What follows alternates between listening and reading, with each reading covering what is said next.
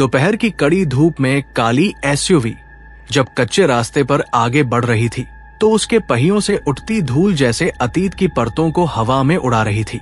रास्ते के दोनों ओर फैले सूखे खेत, झुकी हुई बबूल की झाड़ियां और दूर दूर तक फैली निस्तब्धता, सब कुछ विक्रमादित्य राजवंशी के भीतर की उदासी का प्रतिबिंब लग रहा था।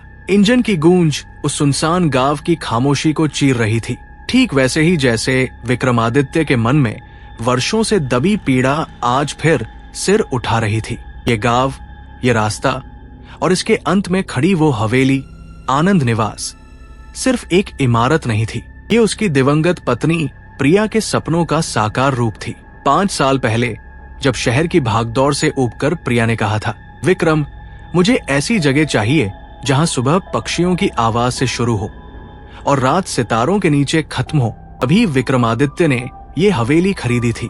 आनंद निवास नाम प्रिया ने खुद रखा था, लेकिन नियति को कुछ और ही मंजूर था। 2 साल पहले एक सड़क दुर्घटना में प्रिया हमेशा के लिए उससे दूर चली गई। उस दिन के बाद विक्रमादित्य की जिंदगी 2 हिस्सों में बंट गई, एक प्रिया के साथ और दूसरा उसके बिना। तब से आनंद निवास विक्रमादित्य के लिए घर नहीं, तीर्थ बन गया था। साल में बस एक बार प्रिया की पुण्यतिथि पर यहां आता, अकेले, बिल्कुल अकेले। गाड़ी जैसे ही मुख्य द्वार के सामने रुकी, विक्रमादित्य ने गहरी सांस ली। उम्मीद थी कि यहाँ की वीरानी उसके भीतर के शोर को शांत कर देगी, लेकिन जैसे ही उसकी नजर गेट पर पड़ी, उसके कदम ठिठक गए। ये क्या है? उसके होठों से अविश्वास भरी फुसफुसाहट निकली। जिस लोहे के गेट को वो जंग लगा, बदरंग और उदास छोड़ गया था, वो अब मोरपंखी नीले रंग से चमक रहा था। वही नीला जो प्रिया को सबसे ज्यादा पसंद था। विक्रमादित्य की भौहें तंग गई। उसने आगे देखा, यहाँ कभी जंगली घास और खरपतवार उगे रहते थे, अब करीने से कटी हरी घास थी। गेंदे के फूल कतारों में खिले थे। खिड़कियां जो धूल की मोटी परत से ढकी होनी चाहिए थी, धूप में चमक रही थी। उसकी रीढ़ में सिहरन दौड़ गई। क्या किसी ने बिना इजाजत? गुस्सा और जिज्ञासा दोनों एक साथ उमड़ पड़े। उसने गेट को धक्का दिया। लोहे का भारी गेट बिना किसी चरमराहट के खुल गया, जैसे किसी ने हाल ही में कब्जों में तेल डाला हो। भीतर कदम रखते ही उसे बच्चों की खिलखिलाहट सुनाई दी। विक्रमादित्य ठिठक गया। यह आवाज इतनी जीवंत, इतनी वास्तविक थी कि उसे एक पल को लगा शायद वो सपना देख रहा है। वो तेज कदमों से बरामदे की सीढ़ियां चढ़ा और खुले मुख्य दरवाजे पर आकर रुक गया। अंदर का दृश्य देखते ही उसके पैरों तले जमीन खिसक गई। जहां खामोशी का राज होना चाहिए था, वहां जीवन धड़क रहा था।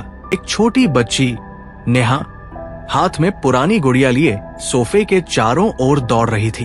फर्श पर बिछे कालीन पर एक नन्हा बच्चा अंश घुटनों के बल रेंग रहा था और पास ही खड़ी एक युवा महिला राधा धुले हुए कपड़ों की तह लगा रही थी। कमरे में बासीपन नहीं था। ताजे बने खाने और अगरबत्ती की हल्की खुशबू हवा में घुली थी।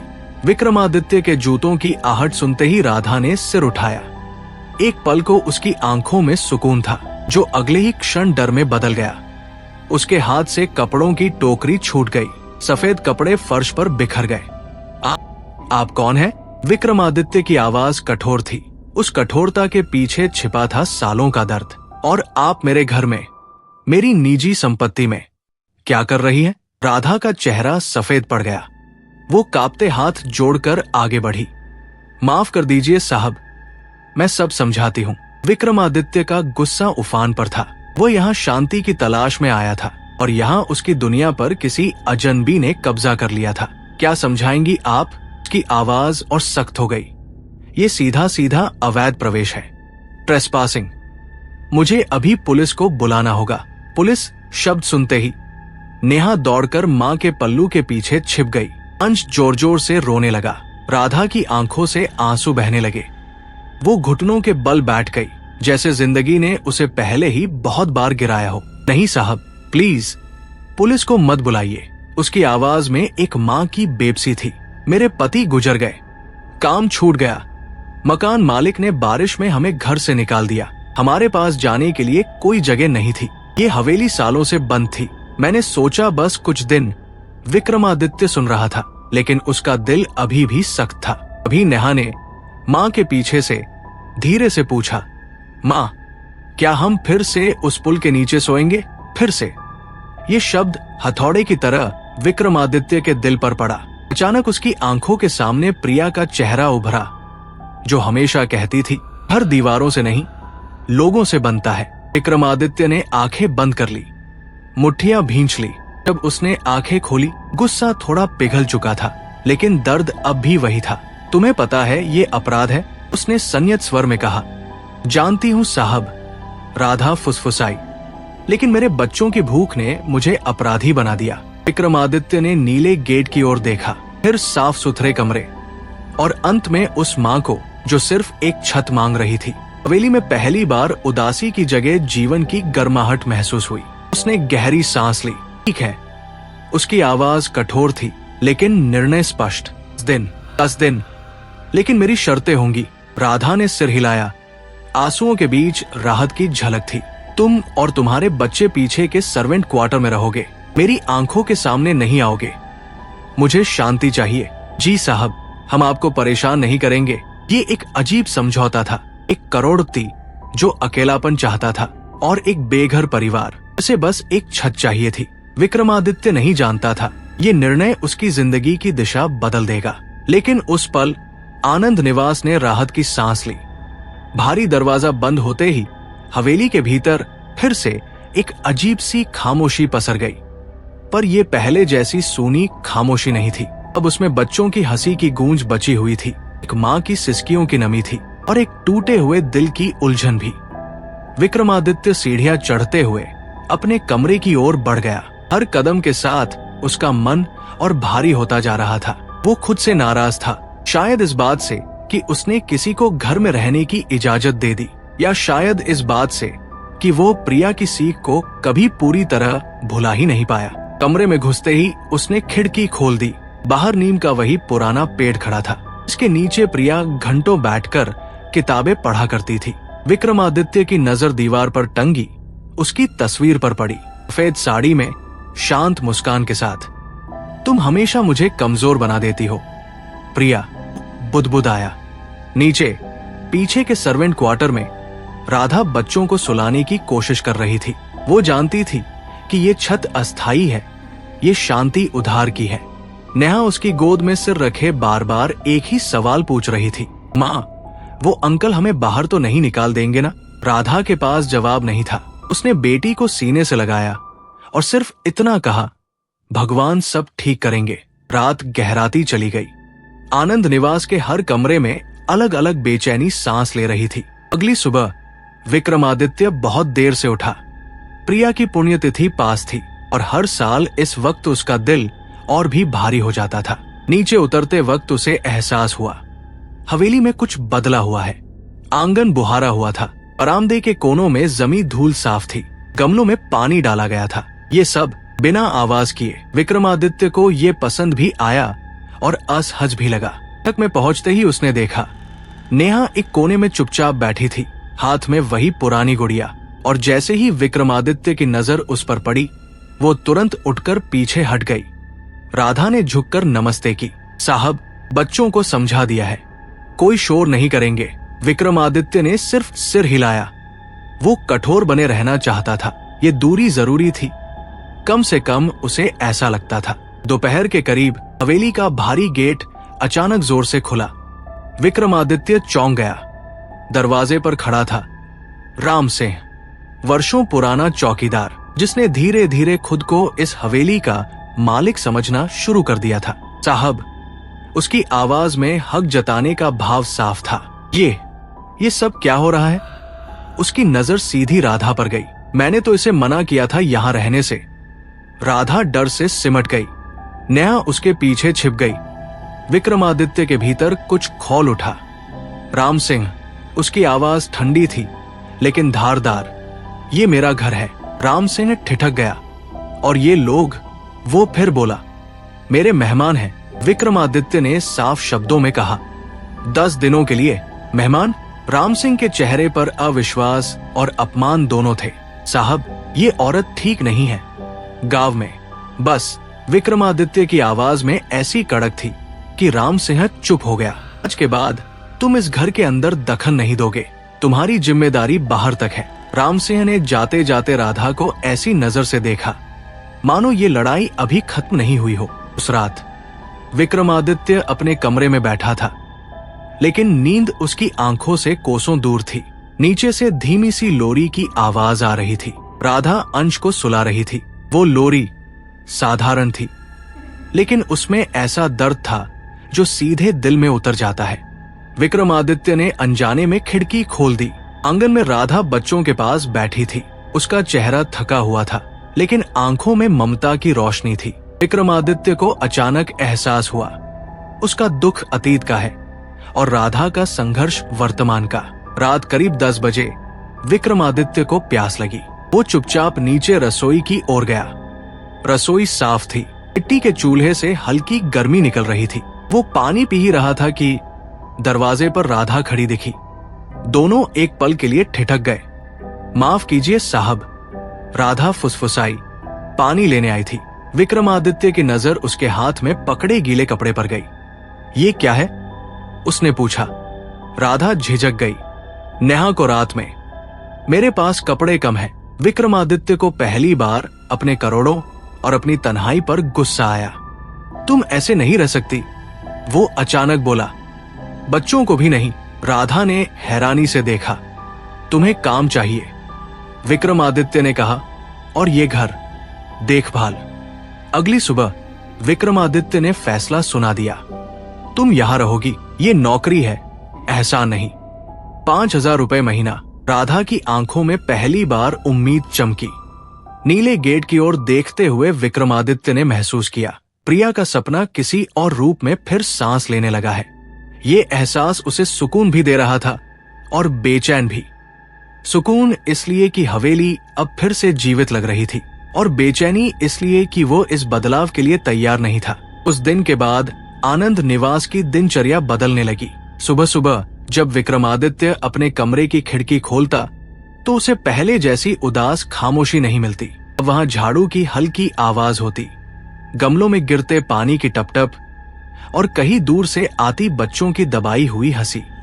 सब कुछ बहुत संयमित था, जैसे हर आवाज सोच समझ कर निकाली जा रही हो। राधा ने अपने लिए एक ही नियम बना लिया था, साहब को ये महसूस ही न हो कि हम यहाँ हैं। सुबह सबसे पहले उठती, बच्चों को चुपचाप तैयार करती। नेहा को सिखा दिया था घर में दौड़ना नहीं है। अंश को गोद में लेकर काम करती ताकि वो रोए नहीं। विक्रमादित्य ये सब देखता तो था, लेकिन ऊपर से अनदेखा करने की कोशिश करता। वो खुद से कहता, ये बस 10 दिन है, लेकिन दिन धीरे धीरे अपनी जगह बनाने लगे। एक दोपहर विक्रमादित्य अपने लैपटॉप पर काम कर रहा था। शहर से लगातार फोन आ रहे थे। मीटिंग्स, डील्स, शेयर, प्रोजेक्ट, सब कुछ वैसा ही था जैसा वो छोड़कर आया था, लेकिन उसका मन बार बार भटक रहा था। नीचे से इडली की हल्की खुशबू आ रही थी। चौंक गया। ये खुशबू प्रिया के हाथ की याद दिला रही थी। उसका दिल अचानक भारी हो गया। वो बिना सोचे सीढ़ियों से नीचे उतर आया। बैठक में राधा खड़ी थी, उसके हाथ में ढक्कन था। जैसे ही उसने विक्रमादित्य को देखा, वो घबरा गई। साहब, माफ कीजिए, मैंने सोचा आप शायद। क्या बना रही हो? विक्रमादित्य ने बीच में पूछा। इडली, राधा ने धीरे से कहा। नेहा को पसंद है, और अगर आपको गंध से परेशानी हो तो। विक्रमादित्य ने सिर हिलाया। नहीं, कोई परेशानी नहीं। ये पहला मौका था जब उसकी आवाज में कठोरता नहीं थी। राधा ने राहत की सांस ली। उसी शाम राम सिंह फिर हवेली के बाहर मंडराता दिखा। उसकी आंखों में जलन थी। उसे ये बात हजम नहीं हो रही थी कि जिस औरत को उसने बाहर निकालने की कोशिश की थी, वो अब हवेली के भीतर रह रही थी। वो गांव में धीरे धीरे बातें फैलाने लगा। पता है, वो विधवा अब साहब के साथ रहती है, शहर का आदमी है, कौन जानता है क्या चल रहा है। उससाहटे धीरे धीरे जहर बन रही थी। एक दिन नेहा खेलते खेलते मुख्य दरवाजे के पास चली गई। राम सिंह ने उसे देखा और कड़वी मुस्कान के साथ बोला, तू यही रहती है? नेहा डर गई, भागकर अंदर आई। राधा ने जब ये सुना, उसका चेहरा पीला पड़ गया। उस रात वो सो नहीं पाई। अगले दिन विक्रमादित्य बरामदे में बैठा था। नेहा पास में गुड़िया से खेल रही थी। राधा चुपचाप पानी का गिलास रखने आई। राधा, विक्रमादित्य ने पहली बार उसे नाम लेकर बुलाया। वो चौंक गई। जी साहब, अगर कोई तुम्हें परेशान करे तो सीधे मुझसे कहना। राधा की आंखें भर आई। कोई कुछ नहीं कह रहा साहब, वो झूठ बोल गई। लेकिन विक्रमादित्य समझ गया। उसी रात विक्रमादित्य के सीने में अचानक तेज दर्द उठा। कमरा घूमने लगा, सांस उखड़ने लगी। उठना चाहता था लेकिन शरीर साथ नहीं दे रहा था। उसका ब्रीदिंग पंप टेबल पर दूर पड़ा था। प्रिया, उसके होंठ हिले लेकिन आवाज नहीं निकली।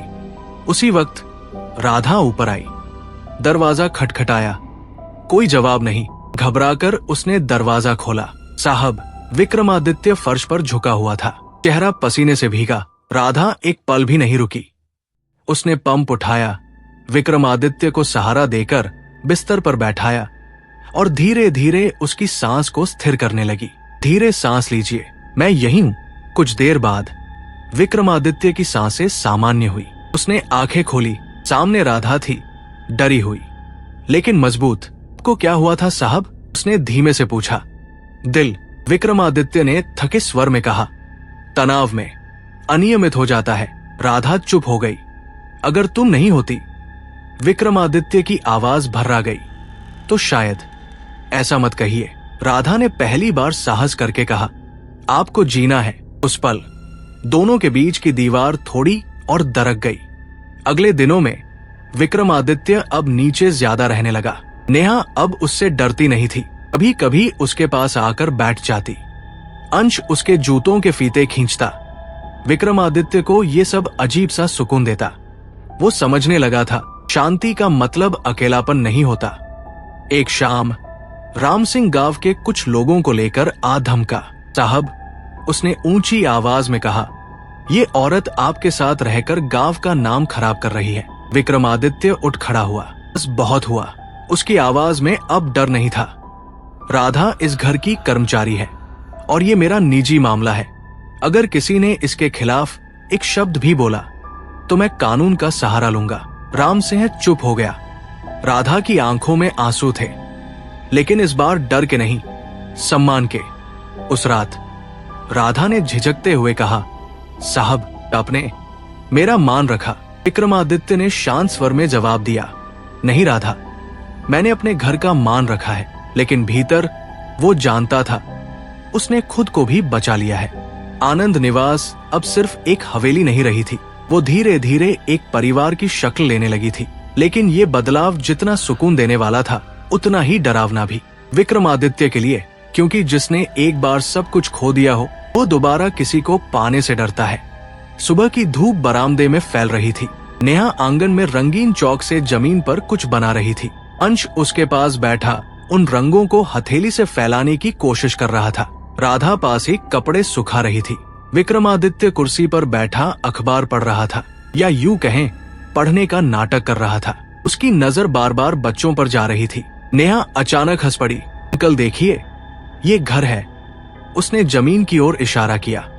विक्रमादित्य ने देखा, एक टेढ़ा मेढ़ा चौकोर, उसके ऊपर नीली लकीर। ये गेट है। नेहा ने मुस्कुराकर कहा, नीला वाला। विक्रमादित्य का गला भर आया। वो कुछ नहीं बोला, बस सिर हिलाया। उस दिन दोपहर को विक्रमादित्य की तबीयत फिर थोड़ी बिगड़ी। दर्द नहीं था, लेकिन घबराहट थी। राधा ने बिना पूछे उसके लिए हल्की चाय बना दी। ये छोटी सी बात थी, लेकिन विक्रमादित्य को ये खटक भी रही थी।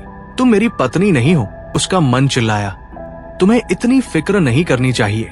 लेकिन दिल चुप था। शाम को विक्रमादित्य ने राधा को बुलाया। राधा, उसकी आवाज सामान्य थी, लेकिन भीतर उथल पुथल थी। जी साहब, ये सब। उसने चारों ओर इशारा किया। ये आदत बन रही है। राधा ठिठक गई।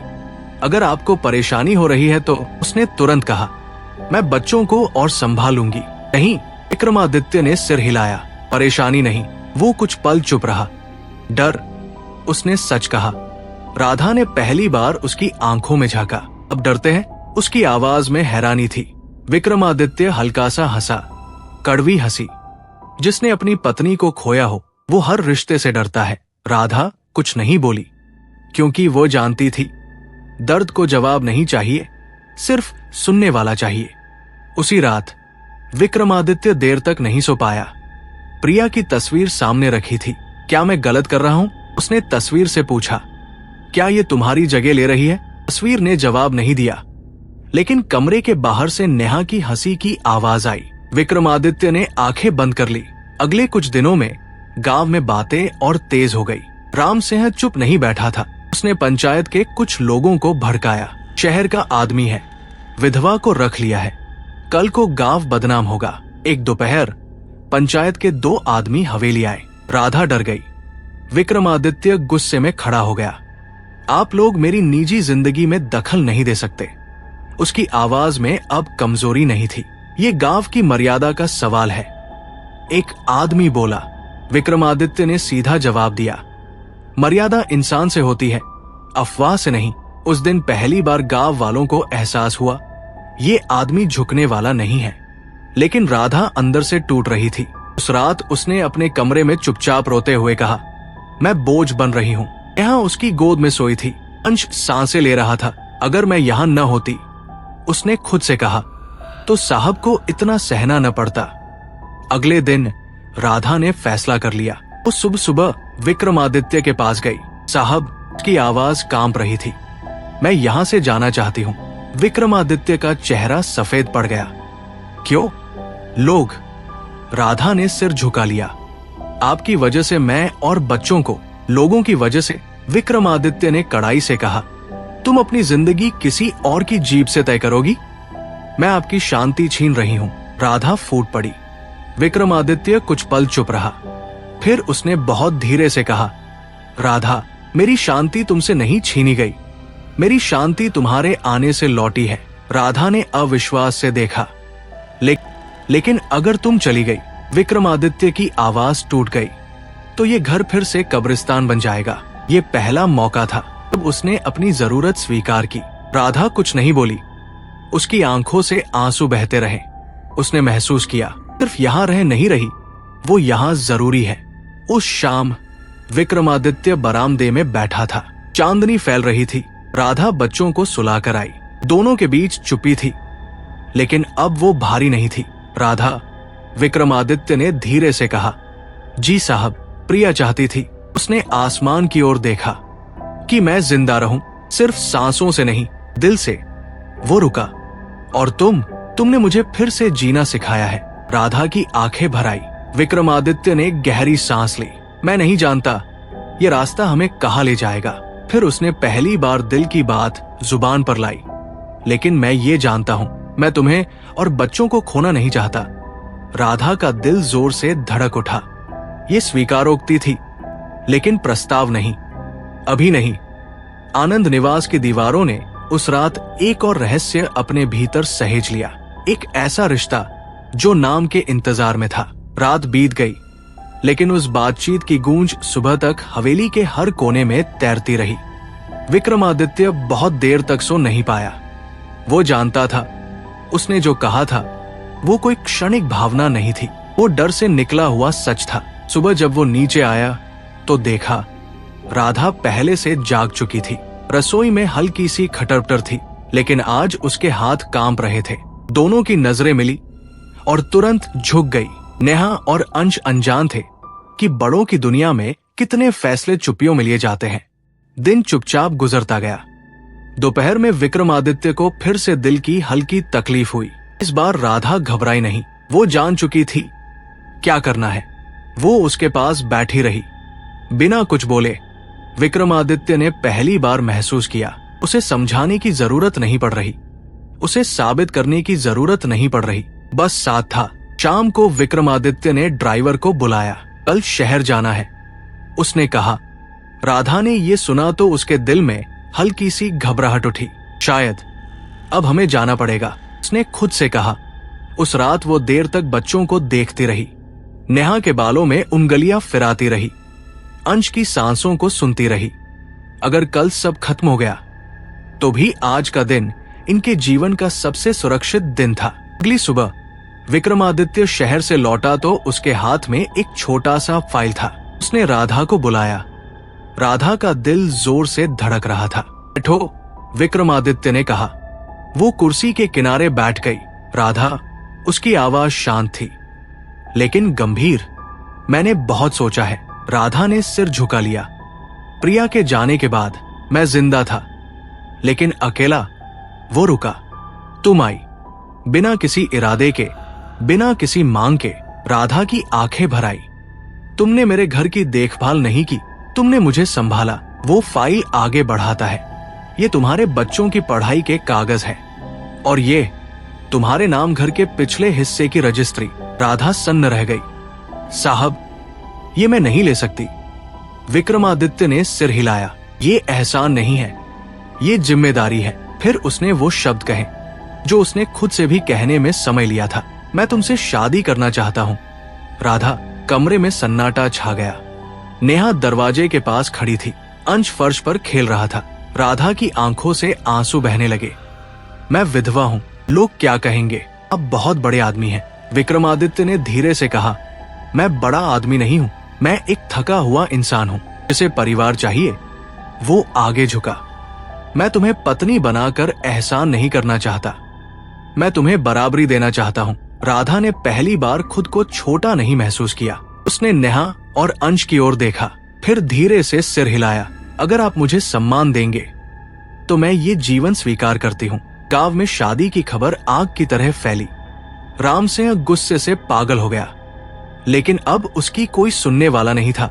विक्रमादित्य ने साफ कह दिया, ये शादी गांव में होगी, उसी हवेली में।